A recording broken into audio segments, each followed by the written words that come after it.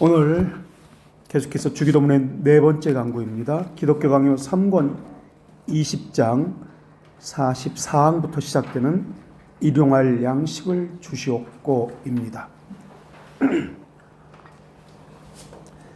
우리말 성경에는 양식이라고 번역되어 있지만 또 다른 곳은 떡이라고 번역되어 있습니다. 마태복음 44장 같은 경우는 떡으로만 살 것이 아니오라고 떡으로 번역되는데 같은 단어입니다. 아르토스. 우리식으로 말하면 밥이라는 단어이죠. 그런데 이 주기도문이 나오는 것이 마태복음 6장에 나오고 누가복음 11장에 두 군데 나옵니다. 그런데 오늘 이 네 번째 강구가 각기 다르게 번역이 되어 있습니다. 다르게 나옵니다. 오늘 우리에게 일용할 양식을 주시옵고, 마태복음 6장 11절에는 우리가 알고 있는 대로 그렇게 나옵니다. 오늘 우리에게 일용할 양식을 주시옵고, 마태복음 6장 11절에서 일용할 양식을 주시옵고, 그러나 누가복음에서는 11장 3절에서는 그렇게 나오지 않습니다. 오늘 우리에게 일용할 양식을 주시옵고는 마태복음 6장 11절이라면 누가복음 11장 3절에서는 우리에게 날마다 일용할 양식을 주시옵고라고 되어 있습니다. 마태복음에는 오늘, 누가복음에는 날마다 이 단어가 다르게 나옵니다. 또 둘 다 주시옵고라고 이렇게 되어 있습니다. 마태복음에서도 주시옵고, 그리고 누가복음에서도 주시옵고, 우리말 성경에서는 둘 다 주시옵고라고 번역되어 있지만은 마태복음의 동사 주시옵고는 아오리스트 부정 과거형입니다. 부정 과거형. 누가복음의 주시옵고는 현재형으로 그렇게 기록되어 있습니다. 시제가 다릅니다. 부정 과거형은 과거에 일어났던 사건이 아니다 라고 할 때 사용되는 겁니다. 예를 들어 가지고 어제 난 공부하지 않았어 라고 할 때 나는 공부하지 않았다 라는 겁니다. 부정하는 거죠. 어제 일어났던 그것을. 그러니까 일용할 양식이 주시옵고라는 것을 대입해 보면 이전까지 없었어. 양식이 없었어. 그런 개념입니다. 아니면은 양식이 있었는데 매일매일 없었어. 이렇게 부정형입니다. 그게 마태복음입니다. 이전까지는 없었어. 양식이. 아니면 가끔 있었어. 매일매일 없었어. 이런 의미입니다. 그래서 지금부터, 오늘부터 우리에게 일용할 양식을 주시옵소서라는 뜻이 마태복음의 의미입니다. 오늘부터 주시옵소서, 매일매일 주시옵소서. 오늘 하루를 위해서 달라는 거예요. 날마다 오늘 위해서 아르토스를 주시옵소서.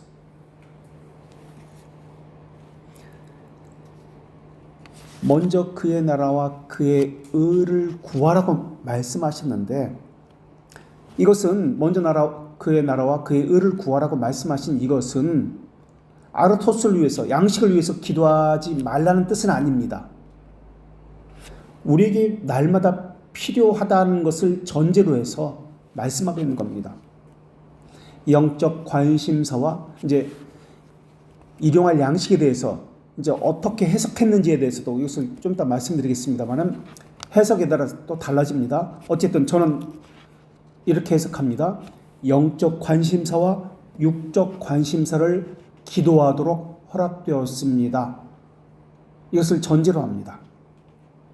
그러니까 하나님을 범사에 의존하는 삶을 사십시오 라는 말이에요. 그게 일용할 양식을 주시옵소서 라는 뜻입니다. 전 이렇게 해석합니다. 영적인 것이든 육적인 것이든 범사의 모든 것에 대해서 주십시오.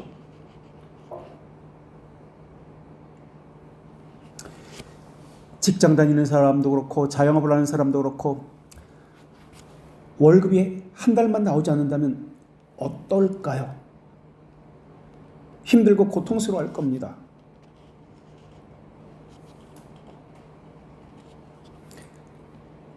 한꺼번에 다음 달 끝까지 많은 것을 주시면 좋겠는데 그러지 않습니다.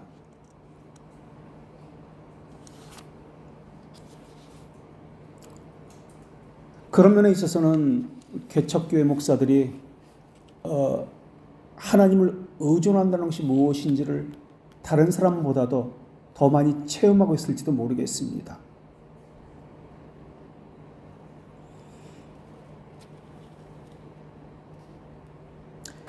일용할 양식에 대한 기도가 무엇인지에 대해서 더 다가오는 사람들이 어렵게 사는 사람들, 개척교회 목사님들, 이런 사람들일 겁니다.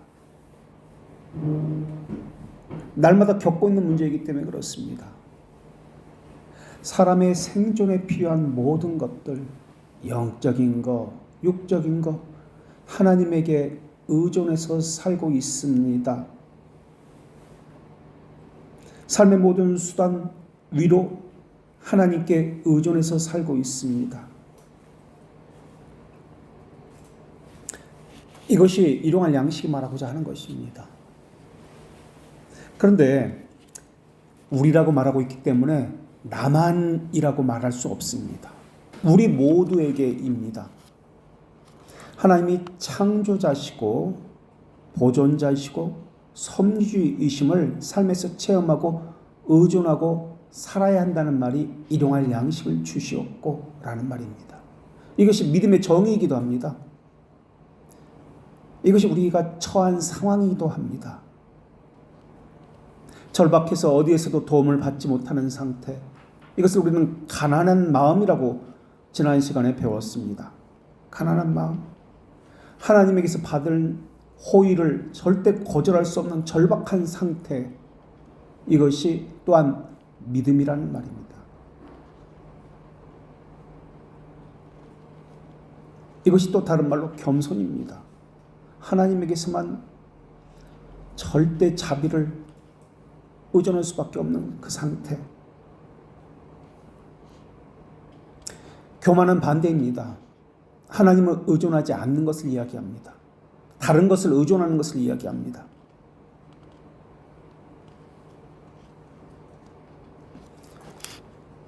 저는 일용할 양식을 해석할 때 영적인 것, 비물질적인 것, 모든 것이라고 그렇게 해석한다고 말씀드렸습니다. 예를 들면 업무를 잘 갖추는 능력을 주십시오. 이것도 일용할 양식에 해당됩니다.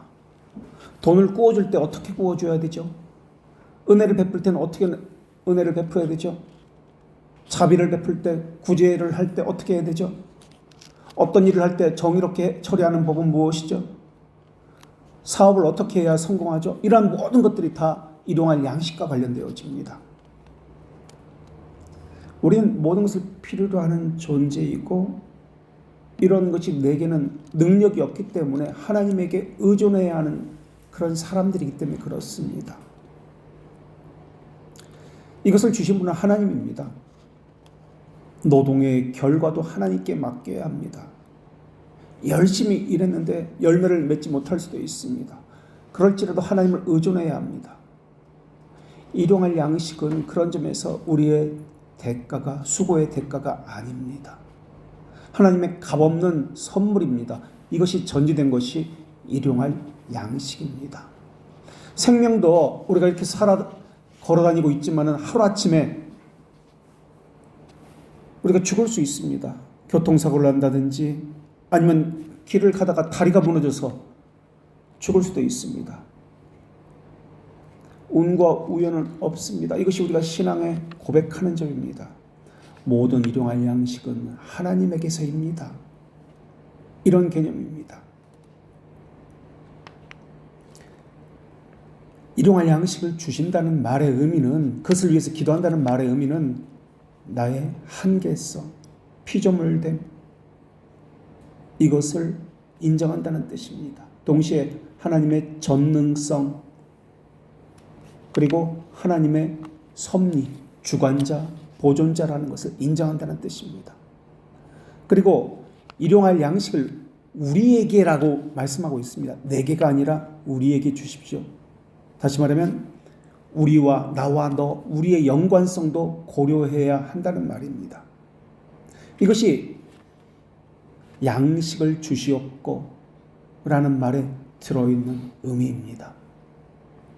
우리가 숨 쉬는 것, 햇볕을 받는 것, 비를 맞는 것, 물을 먹고 마시는 것, 가족을 갖게 되는 것, 이것은 내가 받을 만해서 받은 것이 아니다라는 것입니다. 사람들은 자신의 존재에 대해서 그렇게 절실하지 않습니다. 이러한 것들이 심정에 와닿지도 않습니다. 병이 아파본 사람들, 기댈 데가 없어 본 사람들, 물질의 고통을 받아본 사람들, 어디에도 기댈 곳이 없는 사람들은 이 심정이 무엇인지 알 겁니다. 제가 아는 목사님은 개혁계 목사님인데 뇌종양이에요. 뇌종양인데 종양이 뇌신경을 점점 누릅니다. 그래서 신경을 누르기 때문에 언제 이것이 커서 하나님이 언제 데려가실지 몰라요. 그때까지 교인이 한 30명밖에 되지 않아요. 그들을 붙들고 지금도 열심히 지금 목회 사역을 하고 있어요. 개혁교회. 설교를 한 2시간, 3시간, 예배가 3시간, 4시간 돼요. 오늘이 마지막이라는 심정으로 하는 것이죠. 그러한 목사님에게 어떤 생각이, 어떤 것이 눈에 들어올까요? 옷 잘 입는 것? 무엇을 먹는 것? 돈 버는 것? 그런 건 다 배설물이에요. 종양이 하루하루 커져가기 때문에 수술도 못합니다. 건드릴 수가 없어요. 그저 하나님만 바라볼 수밖에 없는 그런 상태입니다. 그 의존의 심정은 모든 세상의 것들을 다 초월하게 만듭니다. 하나님에게만 의존할 수밖에 없는 그 심정을 갖게 만듭니다.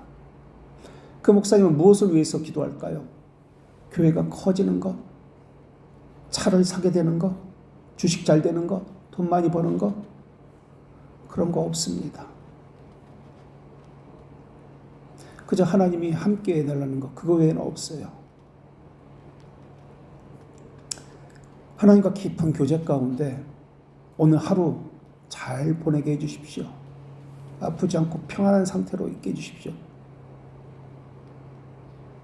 그것 외에는 없습니다. 그다음에 질문 한번 해볼게요. 이미 가진 것이 충분합니다. 기도할 게 없습니다. 가진 것으로 만족하고 있습니다. 더 이상 바랄 것이 없습니다. 그래도 일용할 양식으로 기도해야 하는 것인가요? 예, 그렇습니다. 자족이 있어도 일용할 양식을 위해서 기도해야 합니다. 자기 앞에 양식이 충분해도, 내가 가진 것이 충분해도 일용할 양식을 위해서 기도해야 합니다. 우리를 위해서 기도해야 합니다. 나만을 위해서 기도한다면 기도할 필요가 없을 것입니다. 나, 너, 우리를 위해서 기도해야 합니다. 우리에게 주시도록 기도해야 합니다. 그리고 우리를 위해서 기도해야 되는 것이 첫 번째고, 두 번째, 우리가 가진 것은 하나님의 선물이라는 인식을 갖도록 하기 위해서, 인식하며 살기 위해서 기도해야 합니다. 내게 주신 것은 선물입니다. 우리에게 주신 것은 선물입니다. 인식하며 살도록 하기 위해서, 인식을 위해서 기도해야 합니다. 그리고 세 번째는 마태복음 4장 4절에 나오는 것처럼, 또 신명기에 나오는 것처럼 사람이 떡으로만 살 것이 아니요 하나님의 입으로 나오는 모든 말씀으로 살 것이니라 라는 말씀처럼 내가 하나님께 의존하고 하나님 말씀으로 살고 있는지 자기를 살피기 위해서 기도해야 합니다. 하나님의 말씀으로 살고 있는지 살피기 위해서 세 번째로 기도해야 합니다. 자기를 살피기 위해서 계속 기도해야 합니다. 이것이 세 번째입니다. 이사야 3장 1절에서도 여호와께서 유다가 의뢰하여 의지하는 것을 제하여 버리시되, 유다가 의지하는 것을 하나님이 제하여 버리시되, 곧 그가 의지하는 모든 양식과 그가 의지하는 모든 물과 용사와 전사와 재판관과 선지자와 복술자와 장로와 이러한 것들을 그리하실 것이며 라고 나옵니다. 이 중에 하나님이 하나라도 가져가시면 우리는 평안을 잃어버립니다. 우리는 흩어지게 될 것입니다. 물을 가져가시면, 군대를 가져가시면, 재판관, 정의로운 옳은 재판관을 가져가시면, 양식을 가져가시면 다 포함되어 있습니다. 그래서 일용할 양식에는 날씨, 국가, 사회, 정의로운 군대, 이러한 모든 것들이 다 포함되어 있습니다. 이런 것을 위해서 기도해야 합니다. 또 말라기 2장 2절에는 너희가 만일 듣지 아니하면, 마음에 두지 아니하면, 내 이름을 영화롭게 하지 아니하면 너희에게 저주를 내려 너희의 복을 저주하리라 라고 말씀하고 있습니다. 너희의 복을 저주하리라. 이미 가졌습니다. 근데 이것을 하나님이 저주한다는 거예요. 하나님의 복이 없으면 이미 가진 양식, 누리고 있는 이러한 것들은 저주, 하나님의 저주가 있는 양식입니다. 우리는 하나님의 지속적인 복을 누릴 수 있도록, 복이 있는 양식을 얻을 수 있도록 기도해야 합니다. 그래서 우리는 무익한 종이라, 우리가 하여야 할 일을 했을 뿐입니다 라는 자세로 하나님의 명령에 순종해야 합니다. 그래서 무익한 종이라는 자세, 내가 생각해보고 결정하겠습니다, 이러한 것은 버려야 합니다.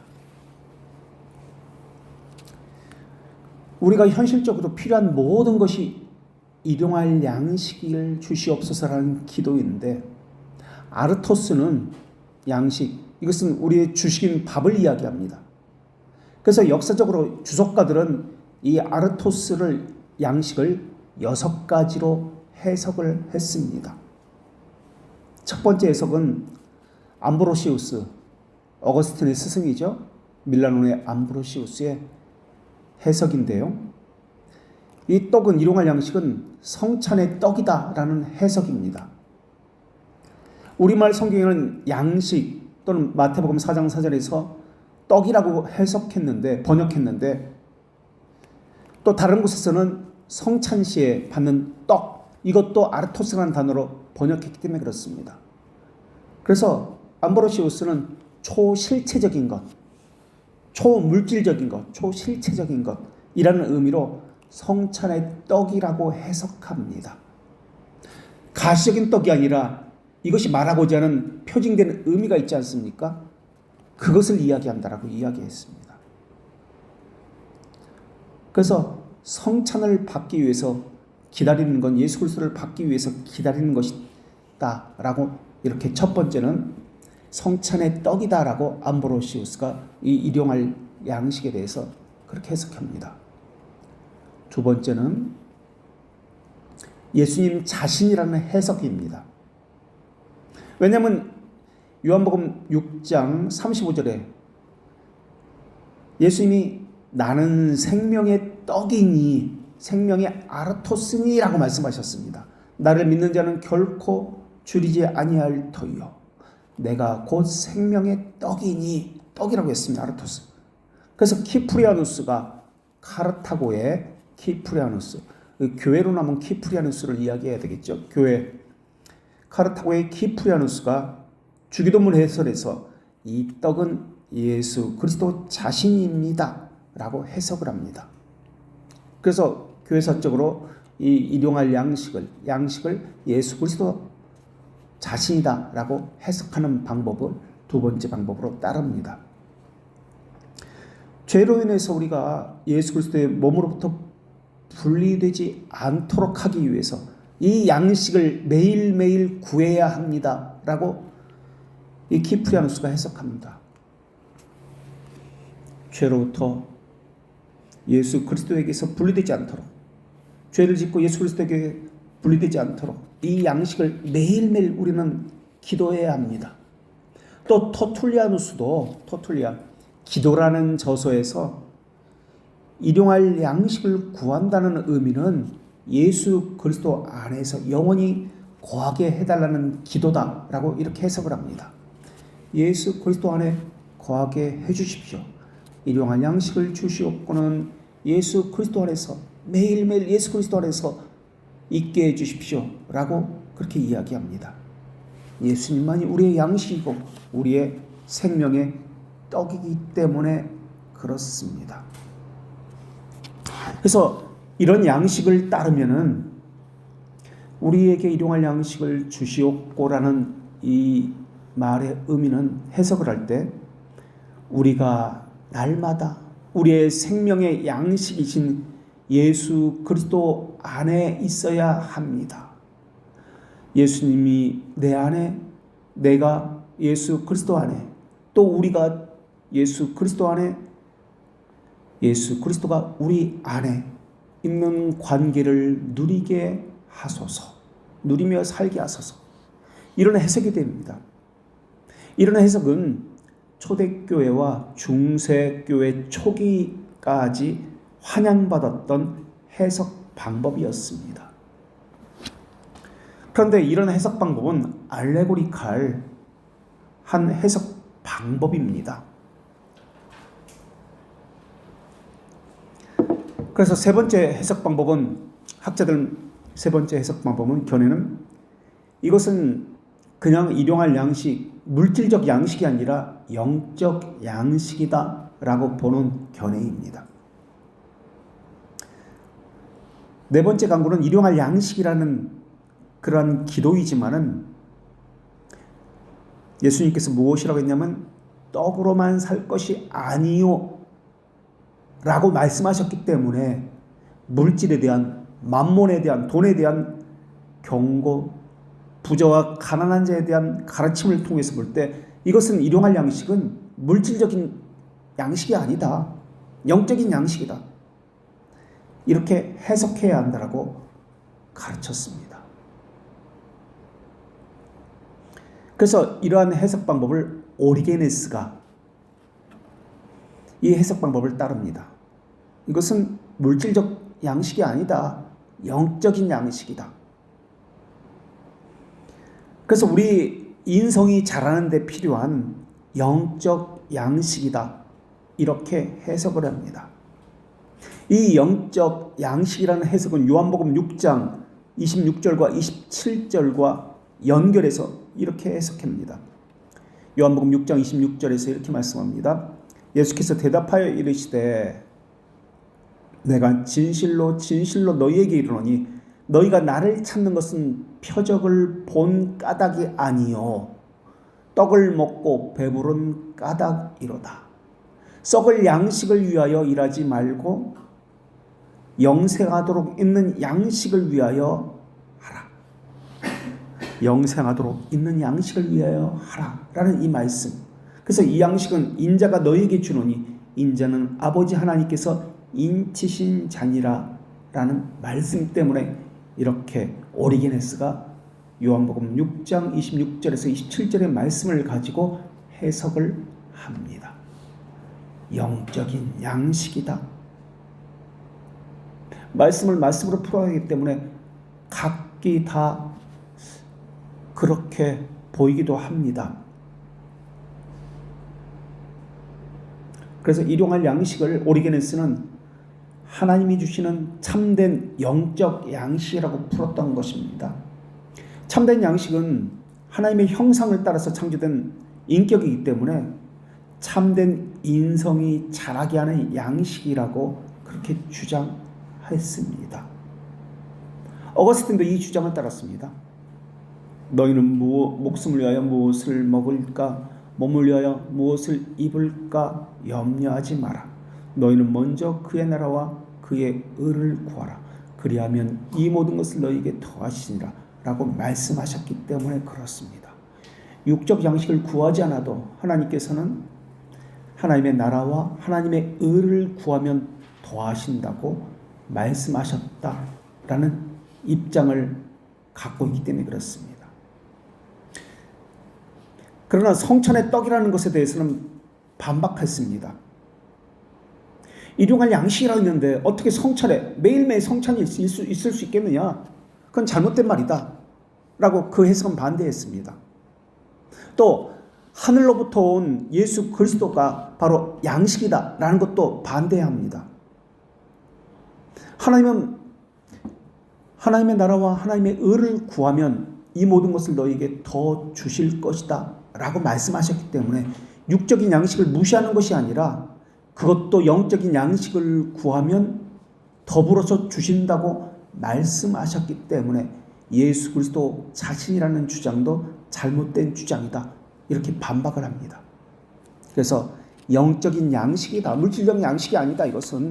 이것이 오리게네스의 해석법입니다. 요한복음 6장 26절과 27절의 말씀을 따라서 그렇게 해석한 것입니다. 자, 네 번째 해석법은 일용할 양식은 하나님의 계명이다. 하나님의 말씀이다.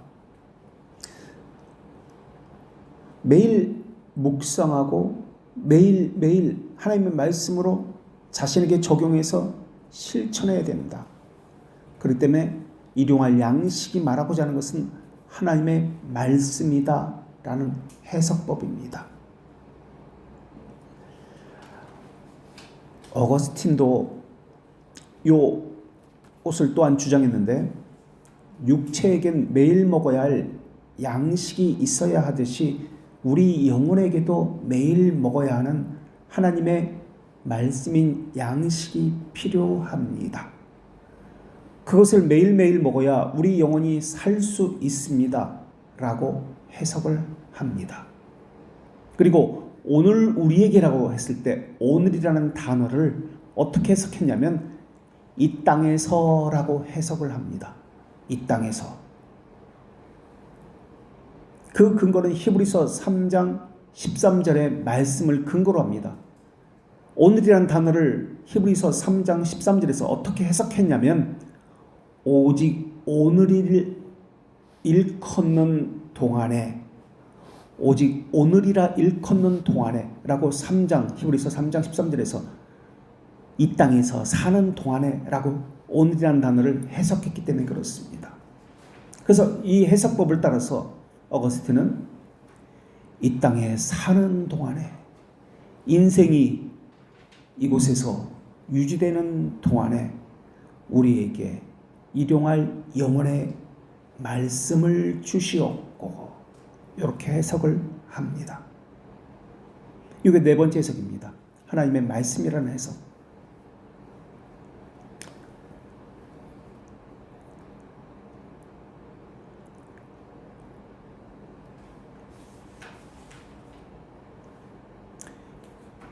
이 네 번째 견해는 특별히 소수의 사람들이 주장했는데요. 요한 크리소스톰의 주장입니다.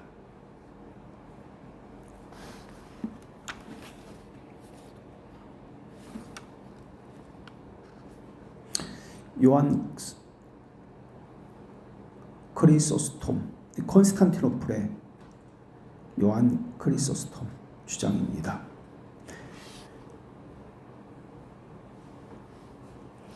주기도문의 일용할 양식은 하루하루 살기에 충실한 양만큼이다. 자연적 육체의 욕구로부터 자유롭지 않은 모든 사람들에게 주신 말씀이라고 보았습니다.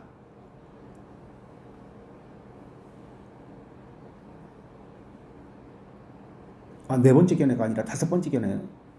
몇 번째죠 이게? 네 번째 맞아요? 네 번째?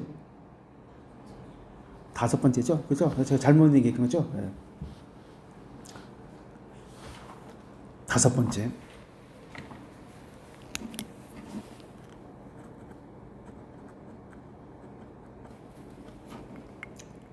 크리소스톰의 주장인데요. 이런 주장은 아시스의 프란체스코 수도사 알죠? 크리소스톰 이래 13세기의 로마 가톨릭 수도사들에게 널리 받아들여진 해석 방법입니다. 일용할 양식은 하루 살기에 충분한 양이다. 물질적인 것을 이야기합니다. 하루 살기에 매일매일 하루 살기에 충분한 양만큼만 기도해야 하는 것이다 라는 개념이에요.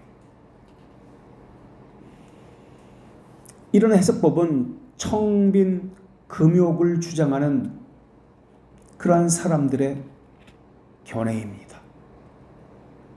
그러니까 예수님의 가르침을 일용할 양식이라는 이 단어만 가지고 문자적으로 해석을 했던 사람들입니다.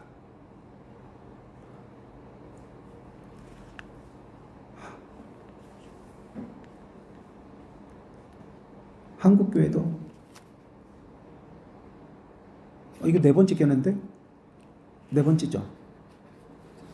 다섯 번째가 아니라. 자, 첫 번째 암브로시우스의 해석 성찬의 떡, 두 번째 예수 그리스도라는 것, 세 번째 영적 양식이라는 것. 그렇죠? 네 번째 맞잖아. 그러니까 3번이랑 4번을 따로 말씀하셔가지고 그래요.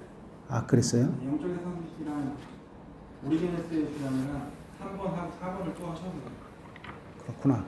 이거 네 번째 맞죠? 네, 네, 네 번째 맞아.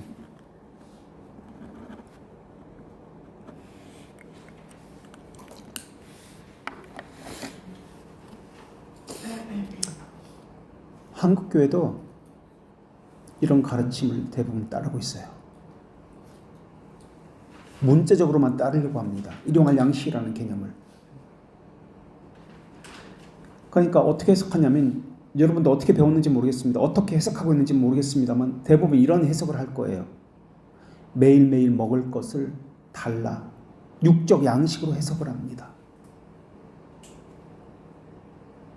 수도사들은 내일 것을 예비하면 안 된다 라고 그렇게 생각합니다. 오늘 먹고 죽자는 거예요. 쉽게 말하면. 그래서 중세 수도사들은 기부금을 받아도 토지를 받아도 하루만큼의 필요 이상의 것을 받질 않았어요. 하루에 필요한 것만 받았어요. 오늘날도 이런 견해를 가지고 이 일용할 양식을 그런 견해로 생각하는 사람들이 많이 있습니다.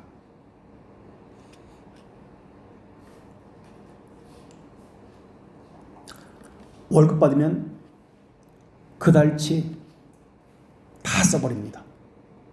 그리고 다음 달은 그 다음 달에 또 생각을 합니다. 그렇게 생각하죠. 허튼 곳에 쓰는 것은 물론 아닙니다. 가난한 사람을 돕는 데 쓰고 교회나 사역자들의 생활비나 신학생들의 학비를 대줍니다. 왜냐하면 일용할 양식을 이렇게 해석하기 때문에 그렇습니다. 하나님께서 그때그때 필요한 것을 주실 것이다. 내일 것을 내가 미리 준비하는 것은 잘못된 신앙이다. 믿음이 좋은 사람들은 내일 먹을 것은 내일에 기도한다. 당일 것은 하나님께서 채워주시도록 그런 믿음으로 살아가야 한다. 이런 신앙을 갖고 있기 때문에 그렇습니다. 이게 과연 옳은 해석인가? 당일 먹을 것은 당일에, 내일 먹을 것은 내일에 생각하자. 이렇게 배우지 않았나요? 그렇게 생각하고 있지 않나요? 일용할 양식에 대해서. 어떻게 배우셨나요? 어떻게 생각하고 있었나요? 내일 것은 내일 염려해야지. 이게 수도사들의 중세 수도사들의 해석법입니다. 오늘날도 육적 양식이라고 해석을 하면서 일용할 양식을 많은 사람들이 그렇게 해석합니다. 오늘 것만 생각해. 내일 것 생각하지 말라. 물론 개척교회라든지 어려운 사람들, 내일 것이 전혀 신경 쓸 여유가 없는 사람들 많습니다. 연금이 없는 경우도 있고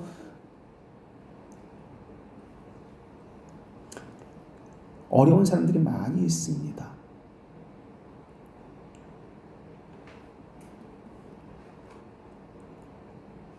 그래서 교회에서 하나님께서는 11조와 구제를, 그러한 제도를 주셨습니다.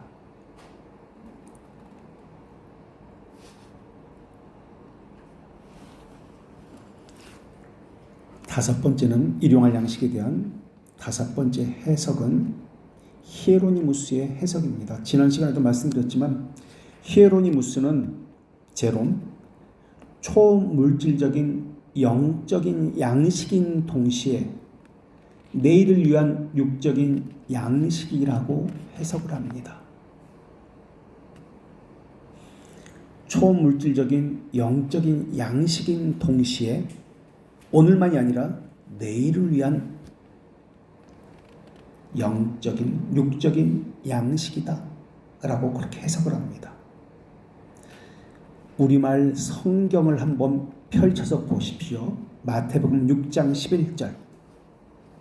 마태복음 6장 11절. 성경책을 펴보십시오. 핸드폰 말고 성경책. 마태복음 6장 11절. 우리말 성경에는 뭐라고 번역되어 있는지 보십시오. 정확히.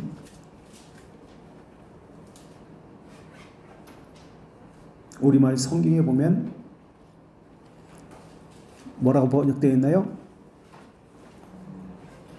예? 크게 한번 어떤 분 읽어봐 주세요.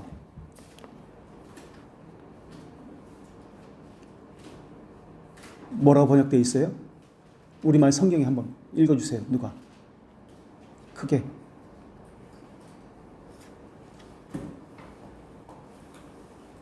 뭐라고 번역되어 있어요? 크게. 그런데 보십시오. 오늘 우리에게 일용할 양식. 오늘 우리에게 일용할 양식이죠. 우리말 성경은 그렇게 번역되어 있습니다. 그런데 각주를 보십시오. 각주. 밑에. 다른 성경에는 어떻게 번역되어 있는지 보십시오. 각주. 뭐라고 번역되어 있나요? 각주가 있죠. 밑에.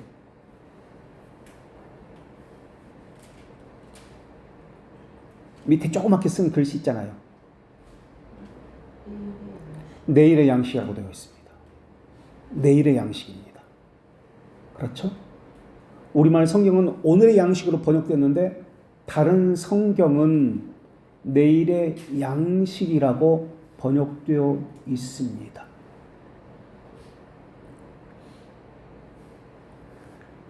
그래서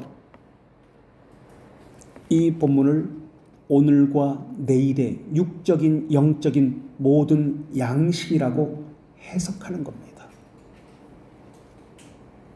그래서 이 땅에서 살아가는 모든 필요한 양식을 주시옵고 매일매일 필요한 양식, 매일매일 필요한 양식이라는 것은 내일의 것까지 포함됩니다. 매일매일 필요한 모든 양식을 주시옵고라고 해석을 합니다. 이게 다섯 번째 해석 방법, 히에로니무스의 해석입니다. 그리고 여섯 번째 해석 방법. 이것은 루터도 그렇고 칼빈의 해석 방법입니다. 인간다운 삶을 살아가는데 필요한 모든 것이라는 해석입니다. 일용할 양식이라는 해석은, 이것에 대한 해석은 인간다운 삶을 살아가는 데 필요한 총체적인 모든 조건들이라는 해석입니다. 루터는 소기도문답을 쓰면서 일용할 양식이라는 것을 이렇게 해석합니다. 일용할 양식은 우리 삶을 위한 양식과 필수품에 속한 모든 것이다. 음식, 옷, 집, 경작지, 돈, 재산, 결혼, 자녀, 신실한 통치자, 좋은 정부, 날씨, 평화, 건강, 품격, 명예, 좋은 친구, 좋은 이웃과 같은 것이다. 칼빈도 이런 주장과 함께 했습니다.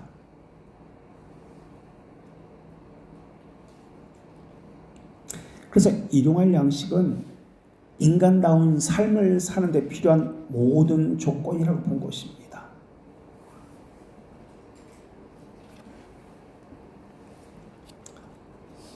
공간복음 주석에서 칼빈이 초물질적 양식에 대해서 비판했는데요.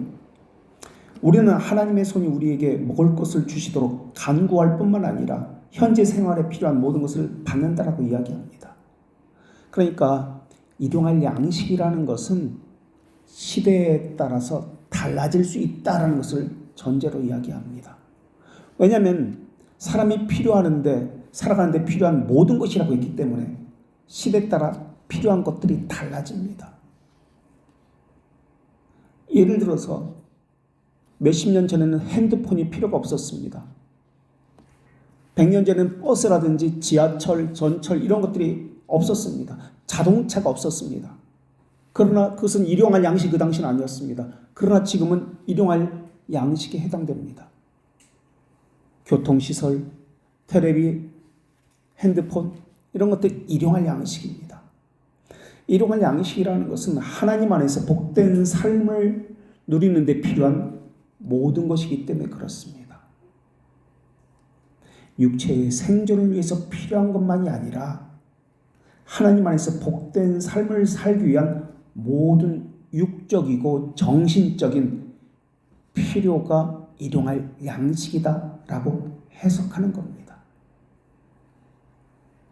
여기에는 문화, 교육, 주거환경, 건강, 정치, 사회 모든 것들이 다 들어갑니다.